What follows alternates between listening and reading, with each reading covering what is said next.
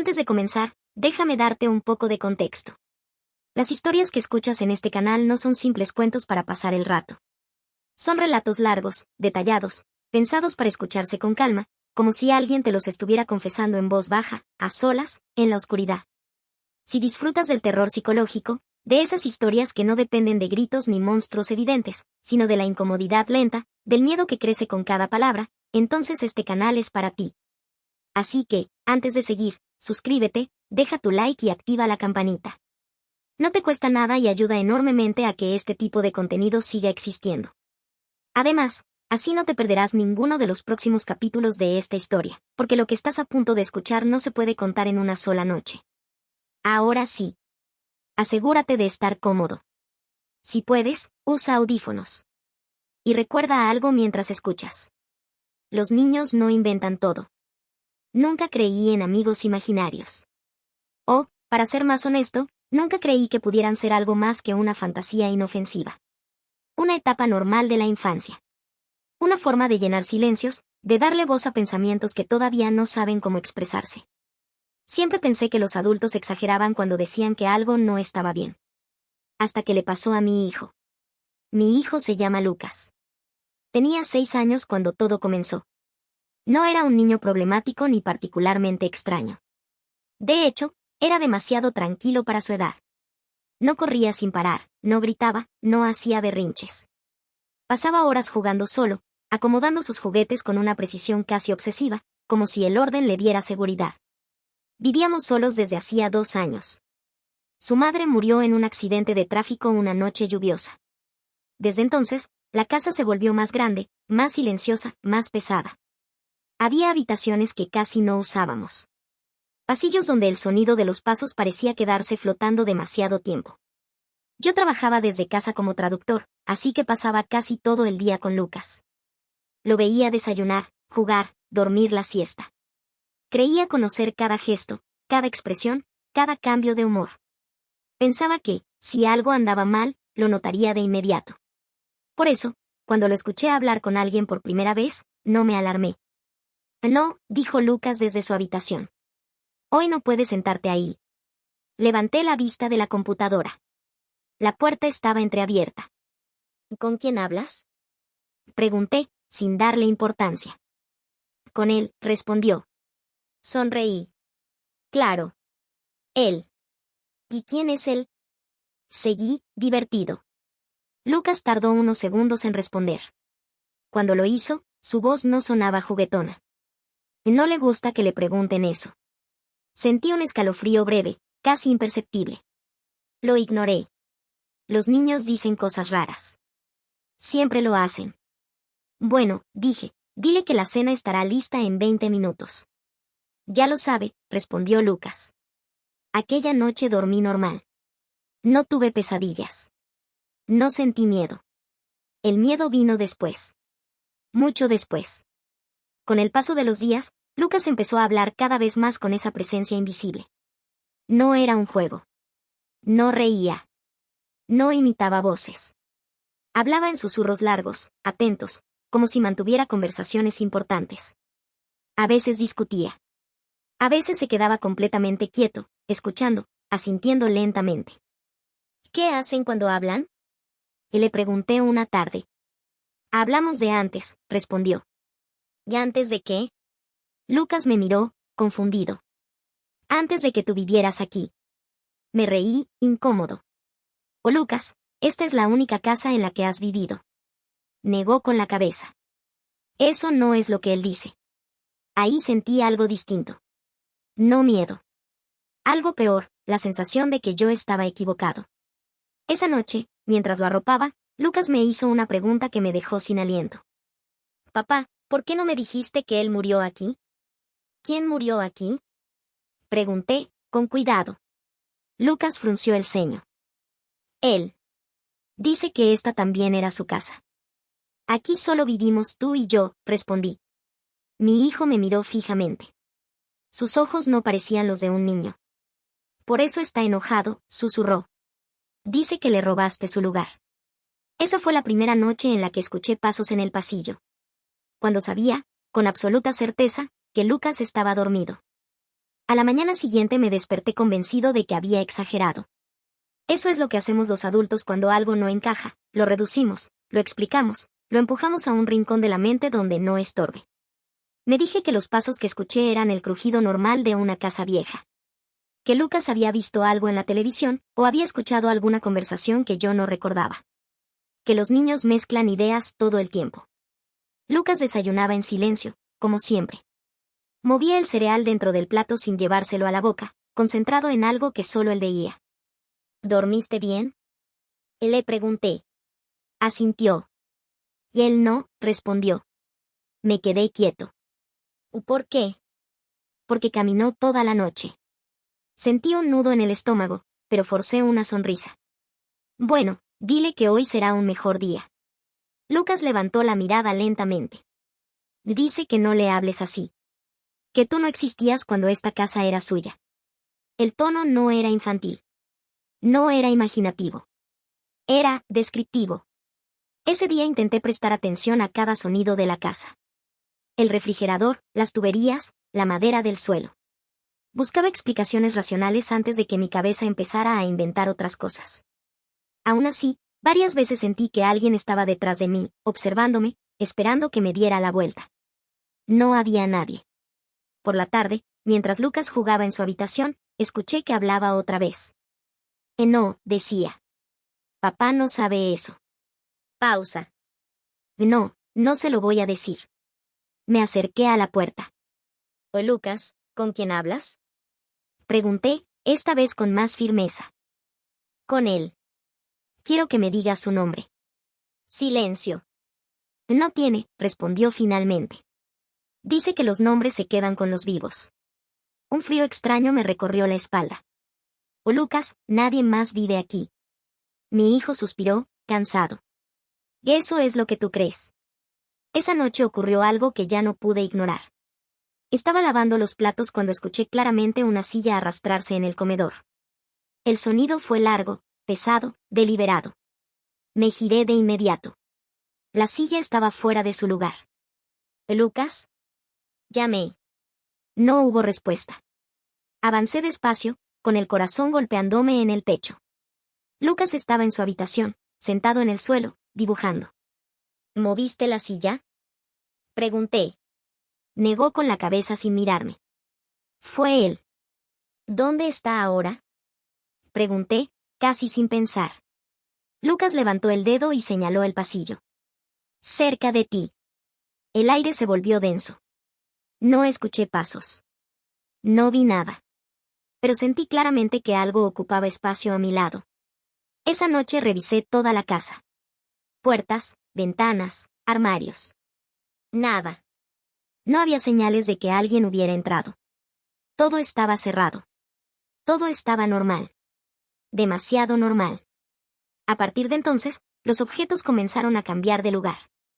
Siempre cosas pequeñas, un vaso que aparecía en otra mesa, un juguete que Lucas juraba no haber tocado, una puerta que yo recordaba haber cerrado. Cada vez que preguntaba, la respuesta era la misma. Y él lo movió. Intenté hablar con un psicólogo infantil. Me dijo que los amigos imaginarios pueden volverse más elaborados después de una pérdida importante. Que Lucas había perdido a su madre. Que yo estaba proyectando mis propios miedos. Quise creerle. Hasta que una noche, mientras pasaba junto a la habitación de Lucas, escuché dos voces. Una era la de mi hijo. La otra, no. Era baja. Áspera. Lenta. No pude distinguir palabras, pero sí la intención. No estaba jugando. Estaba explicando algo. Empujé la puerta de golpe. Lucas estaba solo. ¿Con quién hablabas?, pregunté, respirando agitado. Con él, respondió, sin sorprenderse. Dice que ya empezaste a escucharlo.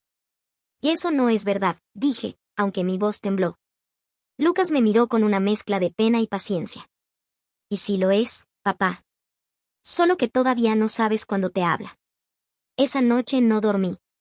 Y por primera vez, pensé seriamente en algo que me aterrorizó más que cualquier fantasma. ¿Y si mi hijo no estaba inventando nada? A partir de esa noche, la casa dejó de sentirse como un lugar seguro. No hubo un momento exacto en el que todo cambiara, fue más bien una suma de detalles, Pequeñas grietas que se abrieron en la rutina hasta que ya no pude ignorarlas. El silencio ya no era neutro. Tenía peso. Profundidad. Como si escondiera algo detrás. Lucas seguía comportándose con normalidad. Iba a la escuela, hacía la tarea, comía sin quejarse. Pero había algo nuevo en él, una especie de madurez forzada, como si supiera cosas que no correspondían a su edad. A veces me miraba con una expresión que no supe interpretar, compasión, tal vez. ¿De qué hablan ahora? Le pregunté una tarde, tratando de sonar tranquilo. De ti, respondió sin levantar la vista. ¿De mí?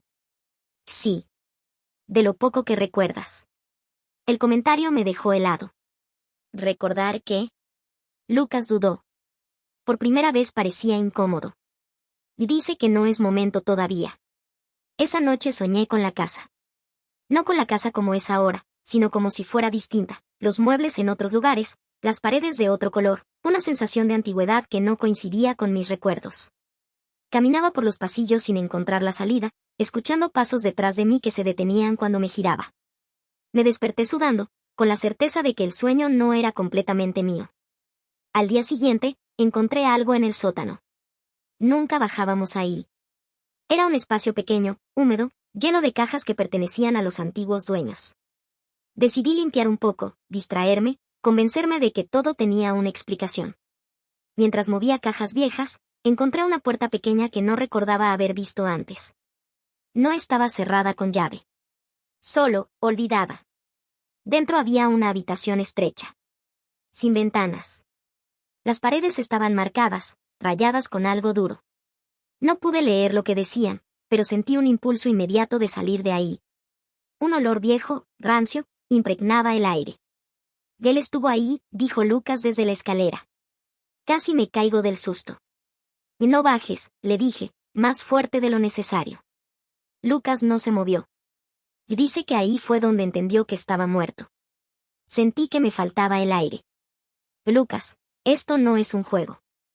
Nunca lo fue, respondió. Esa noche, escuché la voz otra vez. No venía de la habitación de Lucas. Venía del sótano.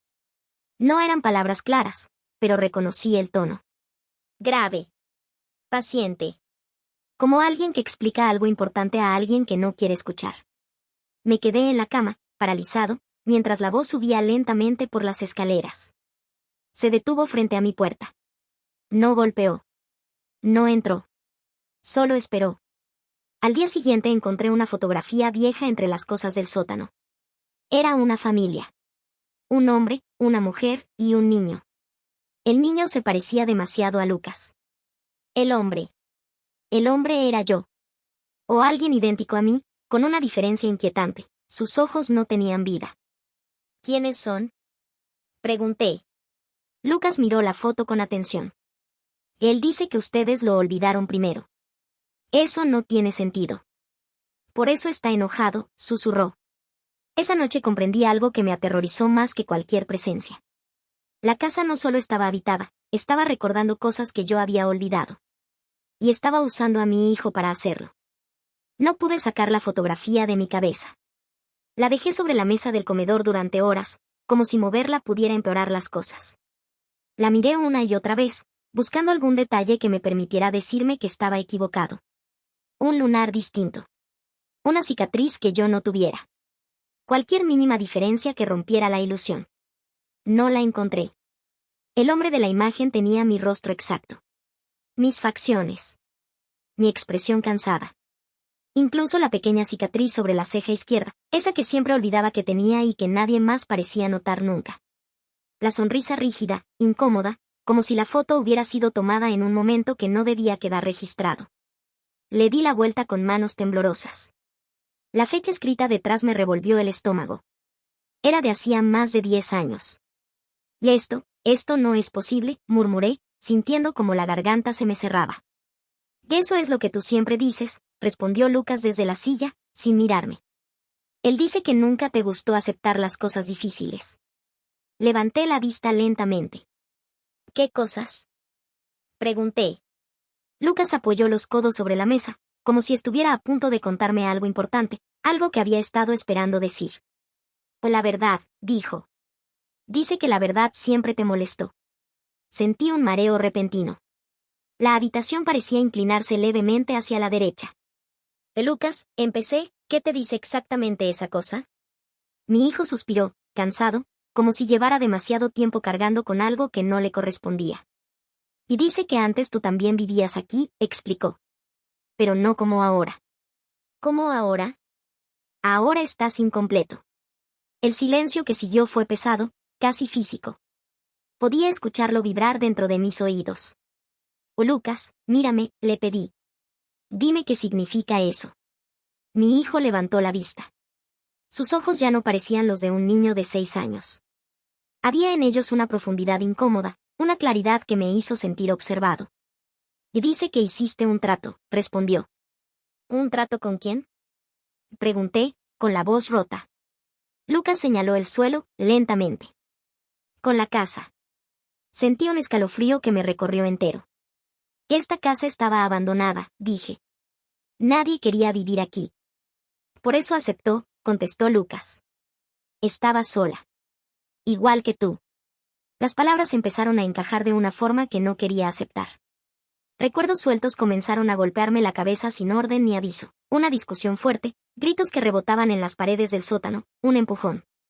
Un golpe seco. El sonido de algo rompiéndose. ¿De quién es esta foto, Lucas? Pregunté, levantándola con cuidado. Lucas la observó con atención. Ese es el papá de antes. Yo soy tu padre, dije, casi suplicando. Mi hijo negó lentamente. Eres lo que quedó cuando él no pudo quedarse. Sentí que el aire se me escapaba de los pulmones. Eso no tiene sentido, susurré. Por eso la casa está molesta, continuó. Porque rompiste el trato. ¿Qué trato?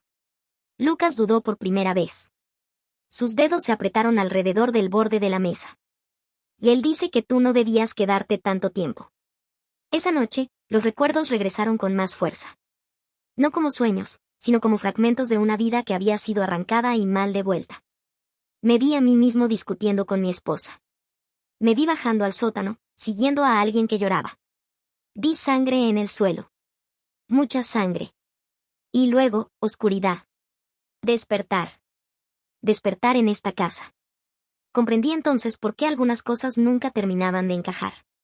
¿Por qué los vecinos apenas me recordaban? ¿Por qué algunas fotografías de mi vida parecían incompletas, como si yo hubiera sido añadido después? ¿Por qué la casa crujía solo cuando yo caminaba? Y él nunca se fue, susurró Lucas, de pie junto a mí. Solo se quedó donde tú lo dejaste. Esa noche bajé al sótano una vez más. La habitación pequeña parecía aún más estrecha, como si las paredes se hubieran movido mientras no miraba. El aire era espeso, difícil de respirar. En el centro, algo se movía en la oscuridad, apenas perceptible. Devuélveme mi lugar, dijo la voz, clara por primera vez. Él es mi hijo. Mi voz se quebró. Yo no quise esto. Si lo quisiste, respondió. Preferiste quedarte. La luz parpadeó violentamente. La casa crujió, no como madera vieja, sino como un cuerpo estirándose después de mucho tiempo. Y en ese instante, lo entendí todo. El accidente. El trato. La mentira. Yo no había sobrevivido. Yo era el que no debía estar aquí. Y la casa. Solo estaba esperando que alguien reclamara lo que era suyo. Después de aquella noche, dejé de fingir normalidad. No tenía sentido seguir actuando como si la casa no respirara, como si las paredes no escucharan cada pensamiento que intentaba ocultar. Algo se había roto definitivamente, y no había forma de volver atrás. Lucas lo sabía. Desde ese momento, empezó a tratarme con una mezcla de distancia y lástima. Ya no me buscaba para jugar. No me pedía que le leyera cuentos antes de dormir. Se limitaba a observarme, como si esperara que yo hiciera algo, o que desapareciera por mi cuenta.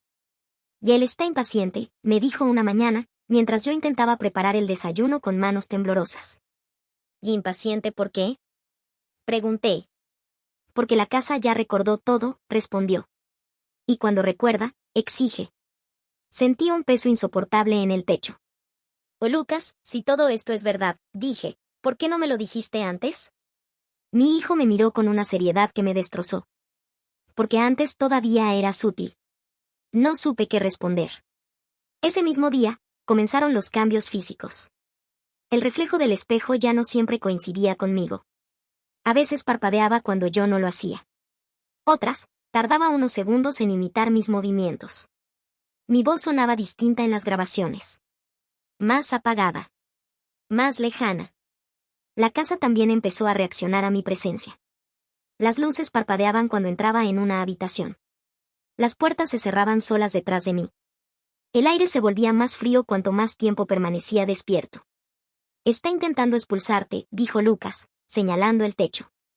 ¿Cómo hizo con él? ¿Cómo murió? Pregunté, sabiendo que no quería escuchar la respuesta. Lucas tardó en responder. No murió, dijo al fin. Se quedó atrapado. Esa noche soñé que estaba enterrado bajo la casa. No bajo el suelo, dentro de las paredes. Podía sentir el latido lento de la estructura, como un corazón enorme y cansado. Cada vez que intentaba moverme, la casa se apretaba más alrededor de mí. Desperté gritando. Lucas estaba de pie junto a la cama. Ya no tienes mucho tiempo, dijo. Él quiere hablar contigo. ¿Dónde está? Pregunté, con la voz rota. Lucas señaló el sótano. Bajamos juntos. Cada escalón crujía como un lamento antiguo. La habitación pequeña ya no parecía una habitación. Las paredes estaban cubiertas de marcas, nombres, fechas, palabras repetidas una y otra vez. No me olvides. No me olvides. No me olvides. En el centro, la oscuridad tomó forma. No era un cuerpo. No del todo. Era una silueta incompleta, como un reflejo roto. Y aún así, su rostro era inconfundible. Mírame, dijo. Mírate. Sentí un dolor profundo, no físico, sino existencial. Como si algo dentro de mí supiera que ya había terminado. Yo no quería quedarme, susurré. Pero lo hiciste, respondió. Y mientras tú ocupabas mi lugar, yo me desvanecía. ¿Qué quieres de mí? Pregunté. La figura miró a Lucas. Quiero volver a ser su padre. Lucas no lloró. No gritó. Solo bajó la cabeza. La casa necesita equilibrio, continuó la figura. Un padre por un hijo. Un vivo por un recuerdo. Sentí terror. No lo toques, grité. No, dijo la voz. No a él. Entonces me miró directamente. A ti. La casa crujió con fuerza. Las paredes comenzaron a cerrarse lentamente, como si el espacio mismo se contrajera. Papá, dijo Lucas, por primera vez con lágrimas en los ojos. Él dice que ya es hora. Comprendí entonces el verdadero precio del trato. Yo no había sido salvado. Había sido prestado. Y el tiempo, se había acabado. No recuerdo haber subido del sótano. Solo recuerdo el sonido de la casa cerrándose sobre sí misma, como si hubiera tomado una decisión. Las paredes crujían con un ritmo lento y profundo, parecido a una respiración antigua. Cada crujido parecía decirme lo mismo, ya es tarde. Lucas caminaba delante de mí, en silencio. No me tomó la mano. No me miró. Era como si ya se hubiera despedido. Todavía podemos irnos, le dije, sabiendo que mentía. Podemos salir de aquí ahora mismo. Lucas negó con la cabeza. La casa no deja ir lo que le pertenece. Yo no le pertenezco, respondí, con desesperación. Lucas se detuvo y me miró por primera vez en mucho tiempo. Eso es lo que tú crees. Llegamos al comedor. La fotografía seguía sobre la mesa, pero ya no era la misma. El rostro del hombre comenzaba a deformarse, como si la imagen estuviera perdiendo estabilidad. Sus ojos se oscurecían, vacíos, mientras los míos empezaban a desaparecer. Sentí un dolor extraño en el pecho. No físico. Algo más profundo.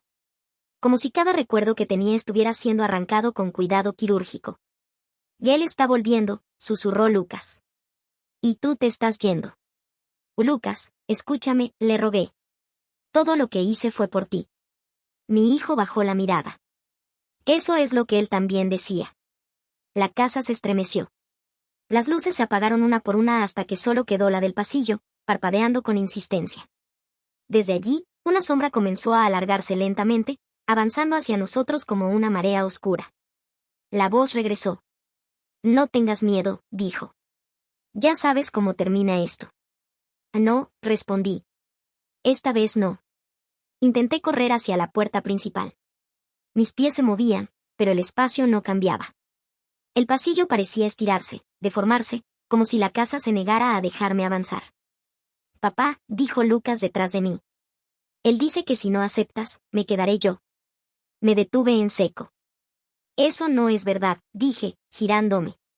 Está mintiendo. La sombra se detuvo. Nunca le mentí, respondió la voz. Tú sí. La casa comenzó a mostrarme cosas. No como visiones, sino como recuerdos que ya no podía bloquear. Me vi aceptando el trato, suplicando en la oscuridad del sótano. Me vi prometiendo que no interferiría cuando llegara el momento. Me vi aceptando una segunda oportunidad que nunca fue mía. Prometiste equilibrio, continuó la voz. Un padre por un hijo. Un lugar por otro.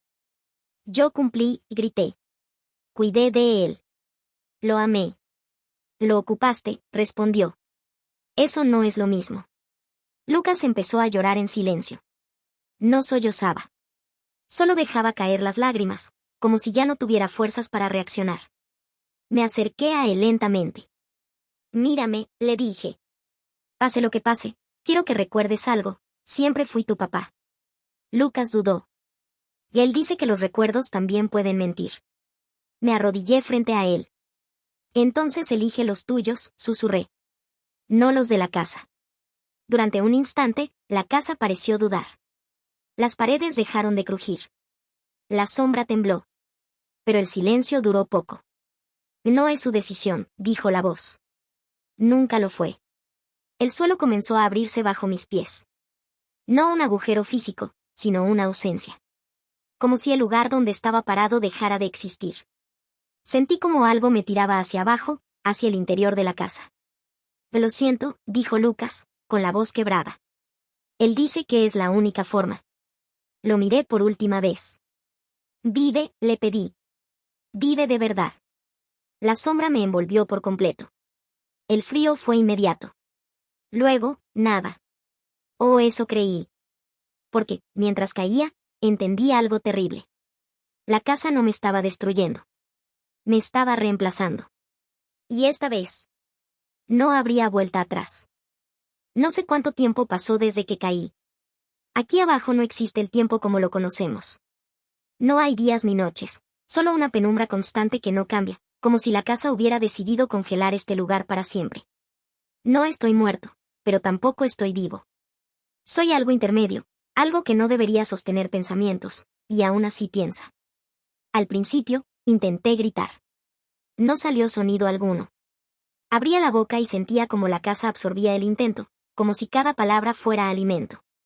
Pronto entendí que aquí el silencio no es ausencia, es vigilancia. La casa me observa. No tiene ojos, pero me conoce. Sabe cada recuerdo que aún conservo y cada uno que empieza a desvanecerse. Porque eso es lo que ocurre aquí abajo, los recuerdos se desgastan. No desaparecen de golpe. Se vuelven borrosos, pierden bordes, se confunden unos con otros hasta que dejan de ser tuyos. Vi a otros. No con los ojos, sino con algo más parecido a la intuición. Presencias atrapadas en las paredes, en el suelo, en los cimientos. No todos fueron padres. Algunos fueron hijos. Otros, simplemente personas que aceptaron quedarse un poco más cuando no debían. Todos pensaron lo mismo. Solo será por un tiempo. La casa guarda lo que toma. Arriba, lo sé, la vida continúa. Puedo sentirlo. Cada paso que Lucas da, cada respiración que toma, resuena aquí abajo como una vibración lejana. A veces, siento algo más fuerte, una risa. Su risa.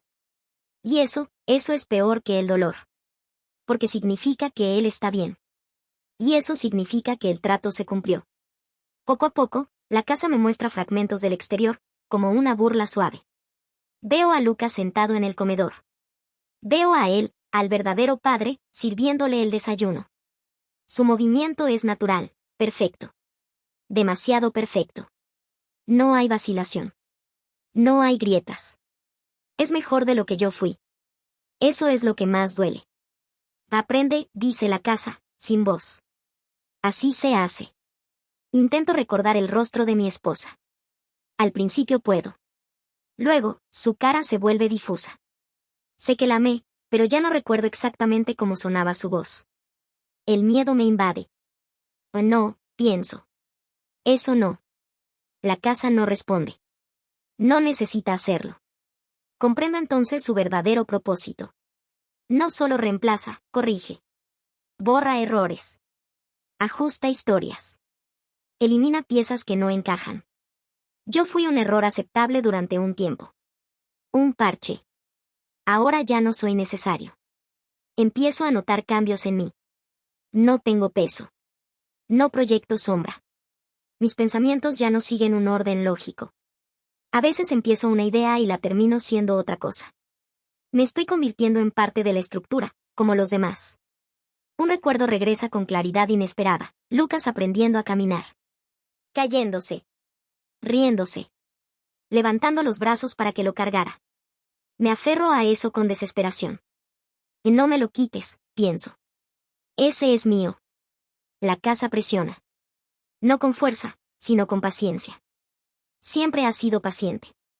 Arriba, escucho una conversación. Papá, dice Lucas, ¿por qué esta casa cruje tanto por las noches?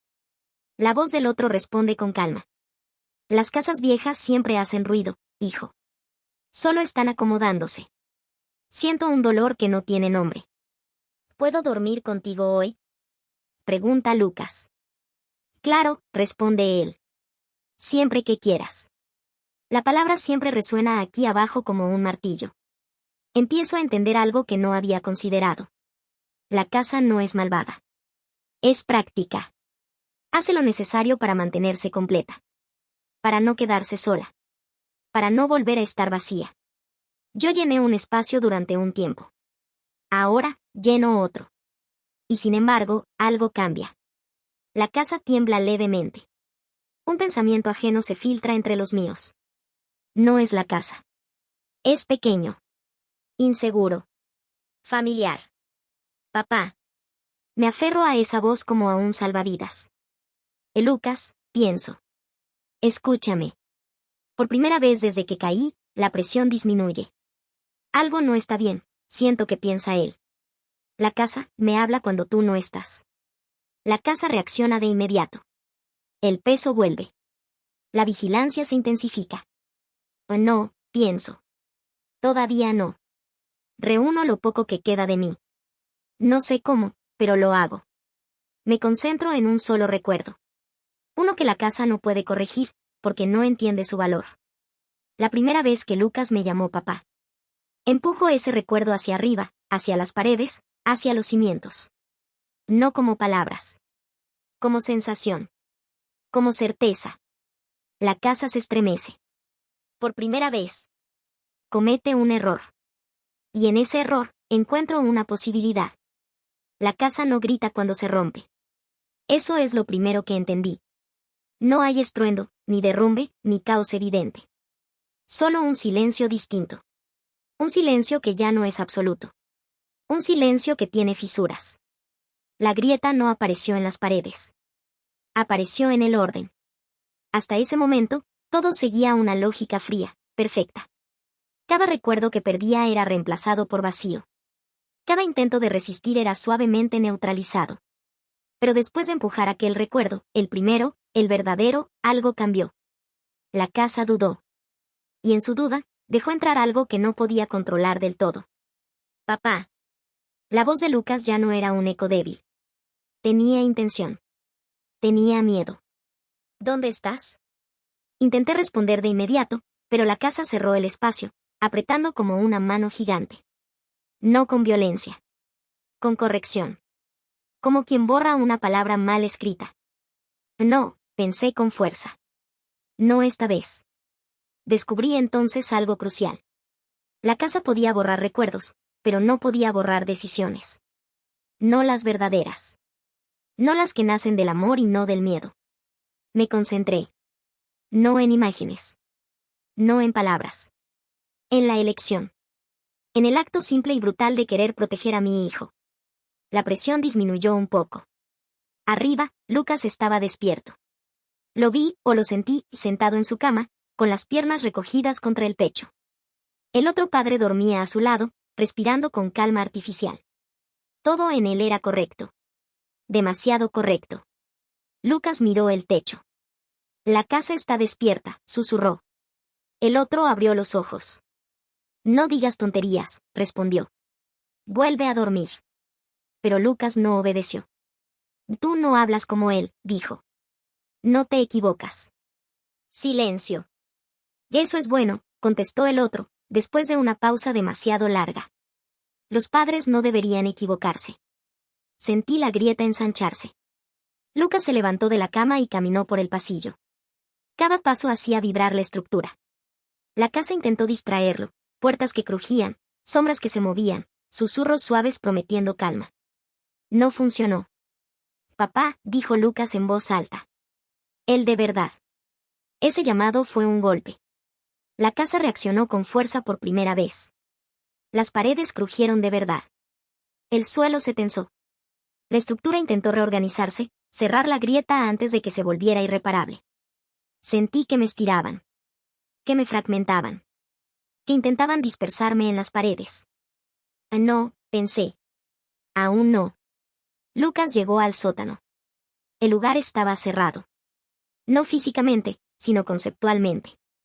La puerta existía, pero no llevaba a ningún lado. Era solo una idea de puerta. Aquí, dijo Lucas. Aquí es donde duele. Puso la mano sobre la madera. Y recordó. Recordó la tristeza. Recordó las noches en que yo me quedaba sentado junto a su cama aunque estuviera cansado. Recordó mi voz temblando cuando le prometí que nunca lo dejaría solo. La casa no pudo procesar eso. Porque esos recuerdos no encajaban en su lógica. No eran eficientes. No eran necesarios. No eran correctos. Eran humanos. La grieta se abrió de par en par. Sentí que caía hacia arriba. Que las paredes dejaban de sostenerme. Que la presión se convertía en viento. En movimiento. La casa empezó a fallar. No como un monstruo herido, sino como una máquina mal diseñada enfrentada a algo que no estaba en sus planos. Y el equilibrio, dijo la voz de la casa. Se rompe. No, pensé. Se elige. Lucas gritó. No de miedo. De rabia. Devuélvelo. La palabra el retumbó en toda la estructura. El otro padre apareció al final del pasillo del sótano. Su rostro ya no era estable. Sus rasgos se deslizaban, como una imagen mal sintonizada. No entiendes lo que haces, dijo. Sin la casa, nada queda. Lucas lo miró fijamente. Con la casa, yo tampoco. Ese fue el error final. La casa había aprendido a imitar, a reemplazar, a corregir. Pero nunca aprendió a perder. La grieta se convirtió en ruptura. Y por primera vez desde que entré, la casa sintió miedo. El miedo de la casa no fue un grito. Fue una pérdida de control. Todo lo que hasta ese momento había funcionado con precisión comenzó a fallar al mismo tiempo. Las paredes dejaron de decidir dónde estar. El suelo perdió su rigidez. Las habitaciones ya no recordaban su forma. La casa no se derrumbaba, se deshacía de su propia idea. Yo sentí algo que no había sentido desde que caí. Peso. Dolor real. Presencia real. Caí de rodillas en el sótano, vomitando aire como si acabara de aprender a respirar. Mis manos temblaban. Mis dedos eran míos otra vez. Lucas estaba frente a mí. No dudó. No se quedó paralizado. Corrió y me abrazó con una fuerza que no correspondía a un niño. Papá, dijo, con un llanto quebrado. Papá de verdad. Ese abrazo fue lo único que la casa no pudo soportar. El otro estaba detrás de nosotros. Ya no tenía forma humana estable. Su rostro se abría y se cerraba, como si la casa intentara decidir cuál debía conservar. Su voz se superponía consigo misma. Esto no es correcto, dijo. Sin mí, él quedará incompleto. No, respondí, poniéndome de pie con dificultad. Incompleto es vivir en una mentira. La casa crujió con violencia. No por ira, sino por contradicción. Dos verdades ocupaban el mismo espacio, y ya no podía corregir cuál debía quedarse. El trato, insistió la voz. Fue aceptado. Fue roto cuando usaste a mi hijo, respondí. Lucas dio un paso al frente. No te necesito, dijo. Nunca te necesité. Eso fue suficiente. La figura gritó, no de dolor, sino de negación. Intentó volver a la casa, fundirse con las paredes, esconderse en los cimientos, pero la casa ya no lo sostenía. Porque había hecho una elección. Y no fue por mí. Fue por Lucas. Las luces estallaron. Las ventanas se oscurecieron. El aire se volvió liviano, como si el lugar estuviera exhalando por primera vez en décadas.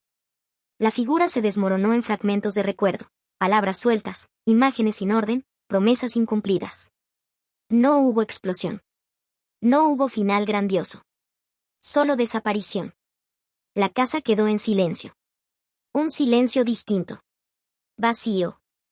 Durante varios segundos, o minutos, o eternidades, nadie se movió. Luego, algo ocurrió. El silencio se fue. No fue reemplazado por crujidos ni susurros. Fue reemplazado por normalidad. El sótano era solo un sótano. Las paredes eran solo paredes. La casa era solo una casa. Salimos sin mirar atrás. Los días siguientes fueron extraños. No porque pasara algo sobrenatural, sino porque no pasaba nada. Dormimos. Comimos. Fuimos a la escuela. Reímos. Cosas pequeñas.